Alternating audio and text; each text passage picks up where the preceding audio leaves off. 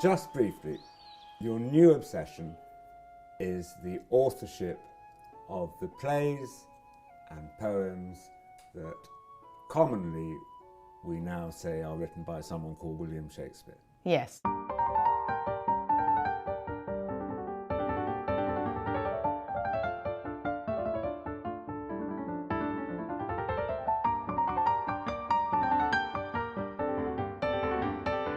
Theatre in the Elizabethan era was really used as propaganda for the masses. There wasn't Saatchi and Saatchi, and there wasn't any form of advertising.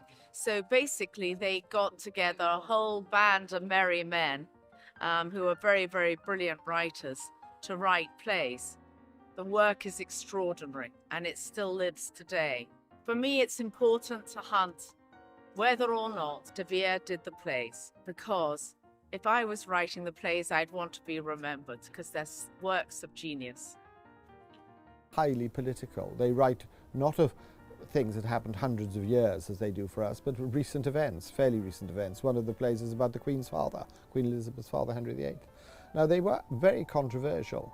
So I think if I had been the 17th Earl of Oxford, someone who saw Queen Elizabeth I on a regular basis and had had friends like the Earl of Essex who were decapitated, I might be very careful about what I was writing and be quite happy to attribute it to someone else. We're going down to Taunton for a day trip, which is about 3 hours away, to interview Alexander Waugh, the foremost expert of Shakespeare in probably the whole world, of the codes.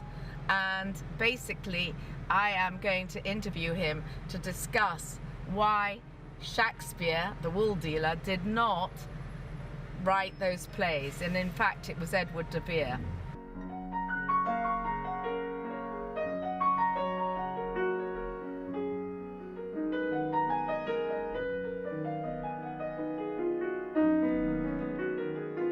So I think you've got to think of it like the great artists of the Renaissance, like Titian or Velázquez or Yes. that lot, and they tended to have a studio, and in that studio you would have quite a lot of apprentices. Some of those apprentices went on to be great artists in themselves, but when they were young they came into the studio of, say, Titian.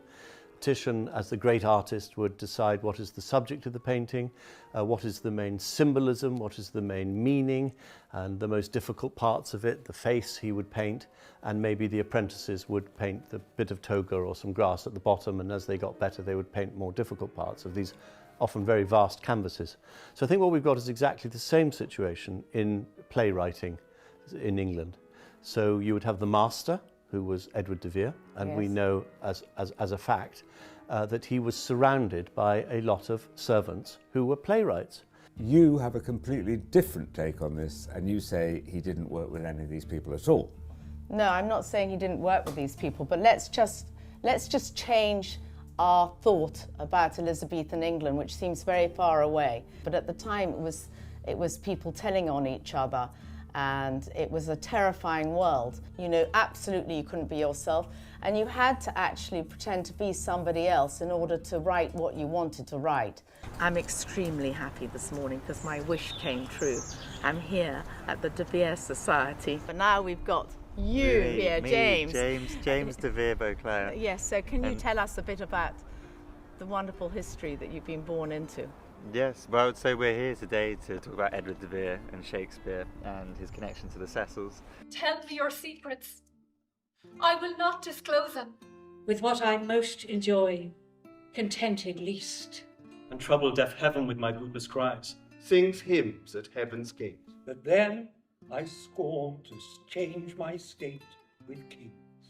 We have been persuaded by some that are careful of our safety. Dr Dee, who I'm sure everybody in this room knows exactly who he is, the sort of conjurer and magician, he writes in the preface to Euclid, he urges people to contemplate or think about the number of their own name and its connection to Trinity. There are many people in this story that are fascinating in the finding of who really was Shakespeare. But one of them is Dr. John Dee, who actually was the doctor at the time, and he was an expert on numerology, astrology, cosmology and geometry, and basically he lived along the river here. Let's go back to Dr Dee, because I love Dr Dee. How much do you think he was involved in the court? He was good friends with Elizabeth I. I don't know if you call it friends, but she greatly admired him. We see a small plaque of this very, very wonderful man who was a polymath, a mathematician. Probably he felt that mathematics was the most important thing in the world.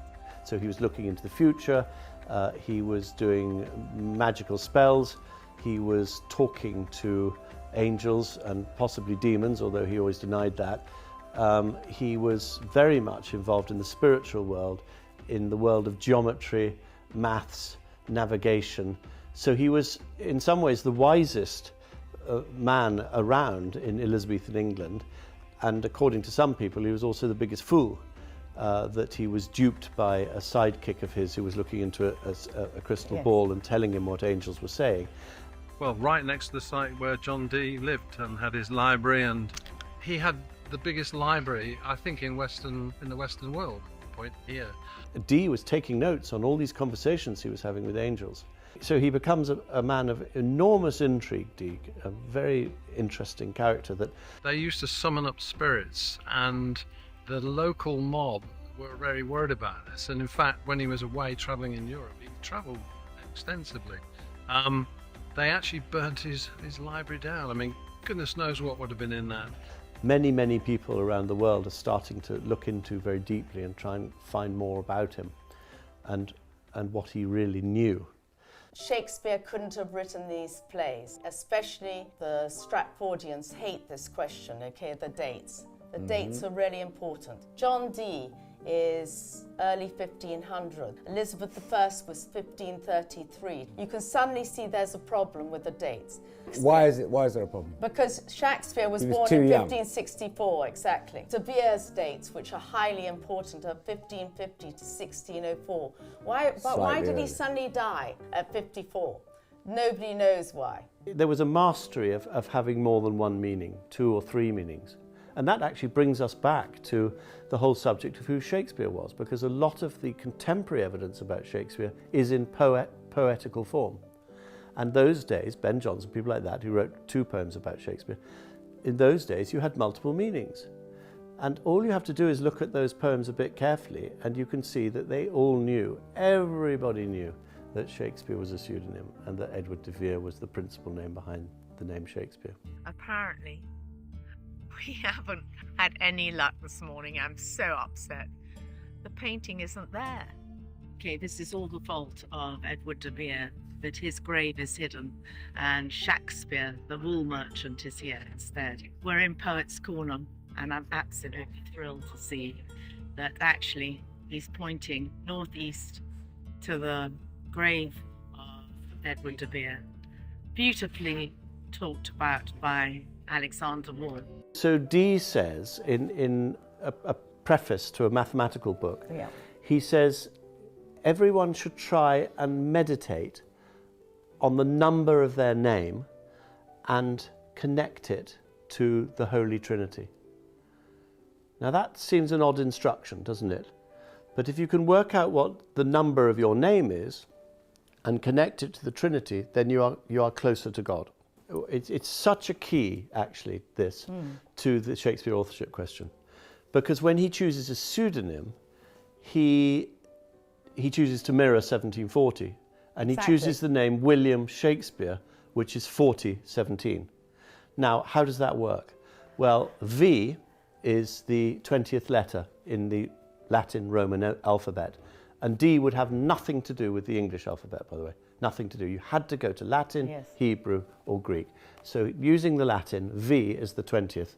There is no such thing as a W in the Latin alphabet. And in fact, even in English, it used to be known as a double V, not a double U. V and U are the same letter in Latin. So a double V, so if V is 20, then a double V is 40, okay? So you've got 2 V's together. And I hope at some point, actually, you probably can't see it now, but right up there's a double V right in the middle. Well, and yes, I can see it. Yeah, and so you can see how the V's overlap. Yeah, absolutely. And that in itself creates 3 V's, which connects him to God, or to Jesus more specifically, because it's the via, veritas, and vita, the way, the truth, and the life. But having established that the double V is 40, then you have Ilium Shakespeare that follows that, and that's 17 letters, okay? So you've got the double V, which is 40, followed by 17 letters. You've got your 4017, which is the mirroring of 1740, which is how he gets his name. But it's more interesting even than that, because the Ilium is Troy, and Ilium is where Pallas, Athena, sometimes known as Minerva, who is the patron goddess of playwrights. It's where by her will she shook the spear that enabled Achilles to slay Hector. Ilium Shakespeare is a tribute to the patron goddess of playwrights, but the double V also represents Edward De Vere, because it has the numbers 6, 2 and 4 in it. Edward De Vere, which is also 426, Earl of Oxford. It's all embodied in that double V. See, I'm getting dizzy already. We've only just started. You know, we all grew up reading Shakespeare, you know, right from the word go. And there was nothing ever inserted in our theory of the history of Shakespeare that ever disputed who he was. But why? I asked why. I have to say, when you sent me the links and things, and you know, all these various theories, within 15 seconds of listening to them, I have to say it was so dense, and they didn't really illustrate anything with any kind of flourish. It was very rote and dull. They're amazing words. They are. And whoever wrote these words is a genius, as you will say. Exactly, and I think... But I don't think it's Shakespeare.